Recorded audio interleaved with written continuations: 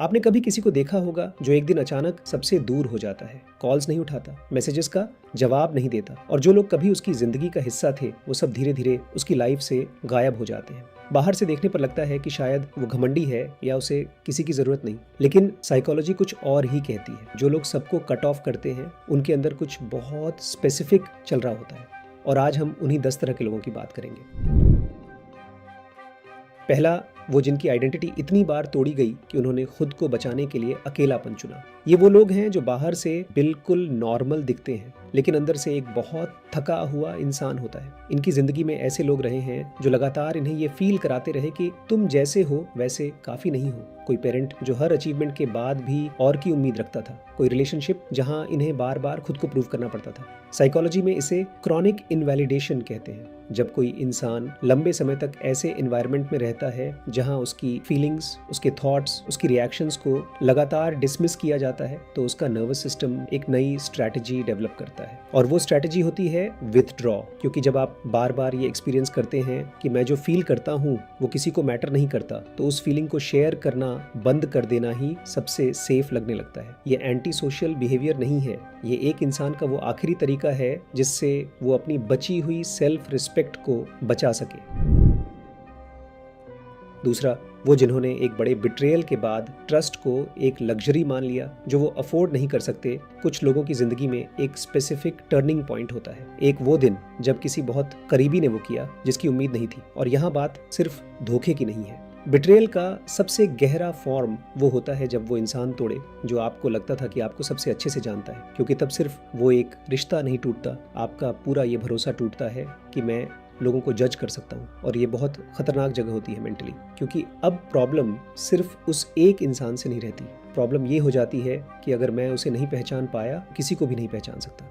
Neuroscience में इसे threat generalisation कहते हैं। ब्रेन एक स्पेसिफिक डेंजर से सीखकर उसे हर सिमिलर सिचुएशन पर अप्लाई करने लगता है। तो ये लोग जब सबको कट ऑफ करते हैं तो वो किसी से नाराज नहीं होते, वो बस एक ऐसी दुनिया में जीना सीख रहे होते हैं जहां उनके लिए ट्रस्ट एक ऐसी चीज बन गई है जो दिखती तो है लेकिन छूने पर हाथ जलाती है।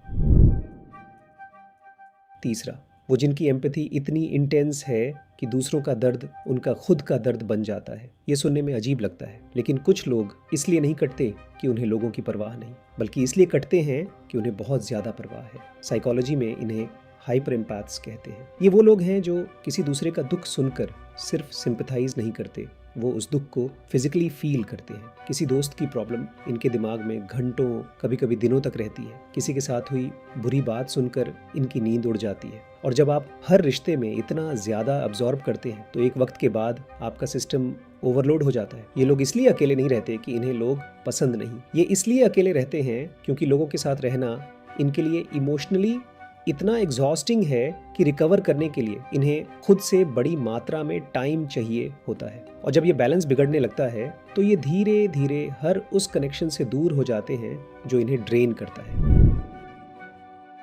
चौथा, वो जो अपनी एक नई वर्जन बनाने की कोशिश में पुरानी दुनिया को पीछे छोड़ देते हैं। कुछ लोग इसलिए कट ऑफ करते हैं क्योंकि वो चेंज हो रहे होते हैं और उनके आसपास के लोग नहीं। और ये चेंज हमेशा बड़ा या ड्रामेटिक नहीं होता। कभी कभी ये बस ये होता है कि एक इंसान ने कुछ ऐसा पढ़ा, देखा या एक्सपीरियंस किया जिसने उसके सोचने का तरीका हमेशा के लिए बदल दिया। और अब जब वो उन्हीं पुराने लोगों के साथ बैठता है तो एक अजीब सी डिसोनेंस फील होती है। वो कॉन्वर्सेशंस जो पहले कंफर्टेबल लगती थी अब हॉलो लगने लगती हैं। वो लोग जो पहले फेमिलियर लगते थे अब स्ट्रेंजर्स लगने लगते हैं। साइकोलॉजिस्ट नेथेनियल ब्रैंडन ने इसे सेल्फ कंसेप्ट शिफ्ट कहा था। जब आपकी कोर आइडेंटिटी बदलती है तो आपके रिलेशनशिप्स भी उसी नई आइडेंटिटी के हिसाब से रीशेप होने लगते हैं। और जो लोग उस नई वर्जन के साथ अलाइन नहीं होते वो ऑटोमेटिकली पीछे छूट जाते हैं। ये क्रूरटी नहीं है, ये ग्रोथ का वो हिस्सा है जिसके बारे में कोई नहीं बताता। पांचवा, वो जिन्होंने इतने लंबे समय तक दूसरों के लिए खुद को इग्नोर किया कि अब उन्हें खुद को वापस पाना है। ये वो लोग हैं जिन्होंने जिंदगी का एक बड़ा हिस्सा दूसरों की जरूरतों को पूरा करने में लगा दिया। हर रिश्ते में यही रोल था, देने वाला। हर सिचुएशन में यही फंक्शन था, प्रॉब्लम सॉल्व करने वाला। और एक दिन अचानक इन्हें रियलाइज होता है कि मैं इतने लोगों के लिए अवेलेबल था लेकिन खुद के लिए एक भी पल नहीं था। साइकोलॉजी में इसे सेल्फ अबैंडनमेंट कहते हैं। ये वो स्टेट है जहां एक इंसान दूसरों को खुश रखने की कोशिश में अपनी खुद की डिजायर्स, बाउंड्रीज और नीड्स को इतना सप्रेस कर देता है कि एक वक्त के बाद उसे खुद भी नहीं पता कि वो चाहता क्या है। और जब इन्हें ये रियलाइजेशन होती है तो इनका कट ऑफ करना दरअसल एक तरह का रिक्लेमेशन होता है। ये खुद को वापस ढूंढने का प्रोसेस होता है और उस प्रोसेस में बाहरी दुनिया को टेम्पोरेरीली बाहर रखना ज़रूरी हो जाता है। छठा, वो जो इमोशनली इतने एग्जॉस्टेड हो चुके हैं कि हर रिश्ता एक बर्डन की तरफ फील होने लगा है। ये डिप्रेशन का वो फॉर्म है जिसे बहुत कम लोग पहचानते हैं। जब कोई इंसान लंबे समय तक क्रॉनिक स्ट्रेस, ग्रीफ या बर्नआउट में रहता है तो उसका ब्रेन एक कंजर्वेशन मोड में चला जाता है और उस मोड में सबसे पहले जो चीज़ें शट डाउन होती हैं वो हैं सोशल कनेक्शंस, क्योंकि ब्रेन के लिए रिलेशनशिप्स एक हाई एनर्जी एक्टिविटी है। किसी से बात करना, उनकी फीलिंग्स को प्रोसेस करना, खुद को प्रेजेंट रखना, ये सब उस इंसान के लिए उतना ही डिमांडिंग हो जाता है जितना किसी हेल्थी इंसान के लिए एक बहुत मुश्किल फिजिकल टास्क। तो ये लोग जब कॉल्स नहीं उठाते, मैसेजेस का जवाब नहीं देते, तो वो किसी को हर्ट करने की कोशिश नहीं कर रहे होते। वो बस उस थोड़ी सी एनर्जी को बचाने की कोशिश कर रहे होते हैं जो उनके पास बची है। और अगर आपके आसपास कोई ऐसा है तो उसे नेग्लेक्टफुल मत समझिए, वो शायद अंदर से बहुत थका हुआ है। सातवां, वो जो अपनी बाउंड्रीज इतनी बार तोड़ते हुए देख चुके हैं कि अब डिस्टेंस ही उनकी बाउंड्री है। कुछ लोगों ने बहुत कोशिश की होती है, उन्होंने कम्युनिकेट किया, एक्सप्लेन किया, रिक्वेस्ट की, बार बार ये बताने की कोशिश की कि ये मुझे हर्ट करता है, ये मेरे लिए ओके नहीं है, लेकिन हर बार उनकी बात को या तो इग्नोर किया गया या उन्हें ही सेंसिटिव और ओवर रिएक्टिंग बताया गया। और ये पैटर्न बहुत डेंजरस होता है क्योंकि ये एक इंसान को ये सिखाता है कि बोलने से कुछ नहीं बदलता। तो फिर एकमात्र बाउंड्री जो काम करती है वो है फिजिकल और इमोशनल डिस्टेंस। ये लोग मीन नहीं होते, ये वो लोग होते हैं जिन्होंने अपनी ज़रूरतों को वर्ड्स में एक्सप्रेस करके देख लिया और वो काम नहीं आया, तो अब वो उन्हें एक्शंस में एक्सप्रेस करते हैं और वो एक्शन है दूर हो जाना। आठवां, वो जिनके अंदर एक डीप शेम है जो उन्हें ये फील कराती है कि वो किसी के लायक नहीं। ये शायद सबसे पेनफुल टाइप है। ये वो लोग हैं जो कट ऑफ इसलिए नहीं करते कि उन्हें लोगों से कोई प्रॉब्लम है, बल्कि इसलिए करते हैं कि उन्हें खुद से प्रॉब्लम है। साइकोलॉजिस्ट ब्रेने ब्राउन ने शेम को डिफाइन किया था कि ये वो फीलिंग है जो आपको ये बिलीव कराती है कि मैं ब्रोकन हूँ, मैं फंडामेंटली किसी कनेक्शन के लायक नहीं हूँ। और जब कोई इस लेवल की शेम के साथ जी रहा होता है तो उसके लिए किसी के करीब होना एक रिस्क नहीं, एक टेरर होता है, क्योंकि उसके दिमाग में एक कांस्टेंट फियर होती है कि अगर ये इंसान मुझे सच में जान गया, अगर इसने मेरी असली रियलिटी देखी तो ये भी चला जाएगा। तो उससे पहले ही ये खुद चले जाते हैं। ये रिजेक्शन नहीं, ये प्री एम्प्टिव सेल्फ प्रोटेक्शन है। और ये तब तक नहीं बदलता जब तक कोई इनसे ये नहीं कहता कि तुम जैसे हो वैसे ही काफ़ी हो।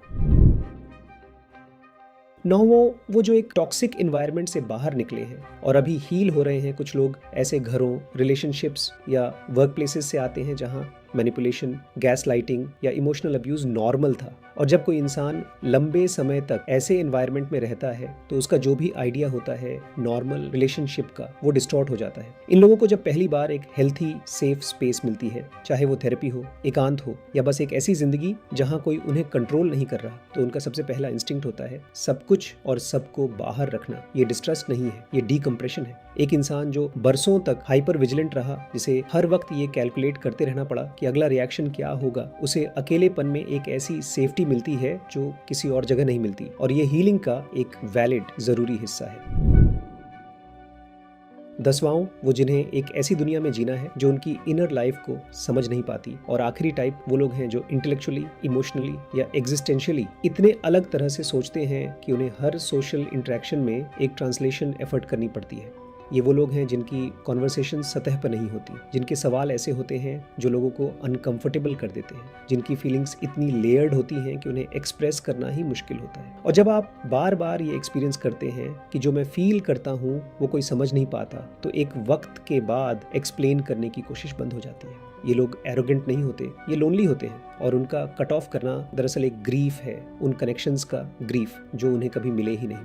अगर आपने इनमें से किसी भी टाइप में खुद को पहचाना तो ये जानना जरूरी है कि अकेले रहना और खुद को समझना दो अलग अलग चीजें हैं। अकेलापन एक सर्कमस्टेंस है, लेकिन खुद को समझना एक स्किल है। और वो स्किल जो लोगों को सबसे पहले सिखाती है कि क्यों वो चॉइसेस लेते हैं जो लेते हैं, वो है मोटिवेशनल इंटरव्यूइंग। हमारे MI कोर्स में हम यही काम करते हैं। अगर आप भी अपनी साइकोलॉजी को डीपर लेवल पर समझना चाहते हैं तो dkbrains.com पर जाएं और देखें कि ये कोर्स आपके लिए क्या कर सकता है।